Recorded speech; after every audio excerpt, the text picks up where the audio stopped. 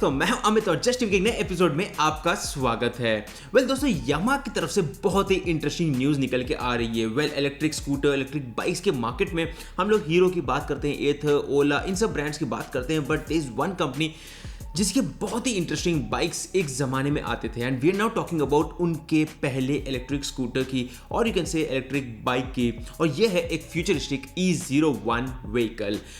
Yamaha ने पहली electric scooter पहले भी एक बनाई थी, but then that was kind of close to the Activa kind of design. लेकिन ये जो डिज़ाइन है, ये एक बहुत ही फ्यूचरिस्टिक डिज़ाइन है, and this vehicle appears to be close to production, क्योंकि यहाँ पर इनके स्पाई फोटोज भी निकल के आ रहे हैं, जहाँ पर गाड़ी को काफ़ी कैमोफ्लेज भी किया गया है। और इनफैक्ट उन्होंने कुछ मीडिया इवेंट भी ड्राइव किया था, जहां पर उन्होंने कुछ मीडिया को बुलाया था यूरोपियन मार्केट्स में, और उन्हें वो गाड़ी वहां पर दिखाई थी।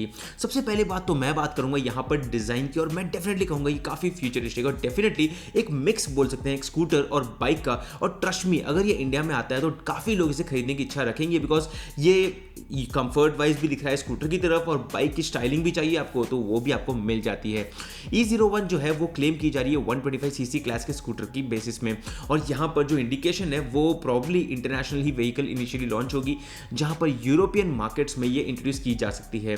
अगर हम बात करते हैं टॉप स्पीड की, तो यहाँ पर कोई क्लैरिफिकेशन अभी तक नहीं आया, बट एक्सपेक्टेशन है कि 90 km/h का एक टॉप स्पीड आपको एक्सपेक्टेशन मिल सकता है यहाँ पर, which isn't bad and of course is quite good. यहाँ पर अगर हम बात करते हैं तो पहले के भी जो कुछ रेंडर्स निकल के आए थे, उसके कंपैरिजन में जो अभी जो रेंडर्स है, जो या एक्चुअली जो गाड़ी दिखाई गई थी, वो काफ़ी प्रोडक्शन रेडी गाड़ी दिख रही है। मतलब बेसिकली कैमोफ्लेज तो थी ही, मतलब डिज़ाइन क्लैरिटी नहीं दी, बट ओवरऑल अगर हम अच्छी बात करते हैं तो जो रेंडर्स है उसके कंपैरिजन में जो प्रोडक्शन रेडी व्हीकल बन रही है वो काफ़ी क्लोज है। मतलब जनरली क्या होता है ना कि रेंडर्स में तो बहुत ही ब्यूटीफुल गाड़ी दिखाती है कंपनीज, और फिर जब निकल के आती है तो उसके मतलब 15% तक ही नज़दीक होती है, दूसरा सब कुछ बदल जाता है। तो ये एक अच्छी बात यहाँ पर देखने मिली। और जो सबसे इंटरेस्टिंग चेंज मुझे वो गाड़ी में लगा वो था उनका जो सीट डिज़ाइन, जहाँ पर आप देख सकते हो कि ट्रेडिशनल डिज़ाइन के कंपैरिजन में यहाँ पर जो सीट है वो कंटिन्यू होती है पीछे की तरफ, मतलब down to the end of the body work, और ये बहुत ही इंटरेस्टिंग लगती है कि कंप्लीटली एक सिंगल डिज़ाइन की तरह आपको ये सीट देखने मिल जाती है। और जो छोटे मॉडिफिकेशंस है वो आपको क्लियरली फ्रंट और बैक में दिखते हैं, पिलियन पेग्स है, हेडलाइट हाउसिंग्स है, और उसी के साथ साथ चार्ज पोर्ट कवर आपको स्कूटर के नोज में मिल जाता है। और अगर हम बात करते हैं तो इन्होंने यहाँ पर इस गाड़ी के अंदर कोई रिमूवेबल बैटरी का ऑप्शन नहीं दिया है, मतलब बेसिकली गाड़ी के अंदर बिल्ट इन बैटरी ही रहेगी, and that is something which people should consider, considering कि यहाँ पर आपको एक बड़े साइज की बैटरी एक्सपेक्ट हम कर सकते हैं। अगर हम बात करते हैं गाड़ी की, तो यहाँ पर फ्रंट में आपको एक चार्जिंग पोर्ट मिल जाता है, और इस गाड़ी के अंदर एक्सपेक्टेशन है कि 4 kWh का एक बैटरी पैक मिल जाएगा। मतलब इस तरह की इस हैवी बैटरी पैक से आप कम से कम 100 to 120 किलोमीटर का एक प्रैक्टिकल रेंज एक्सपेक्ट कर सकते हो। Of course that also depends on how you drive the vehicle, but then overall देखने में तो मतलब काफ़ी फ्यूचरिस्टिक डिज़ाइन है।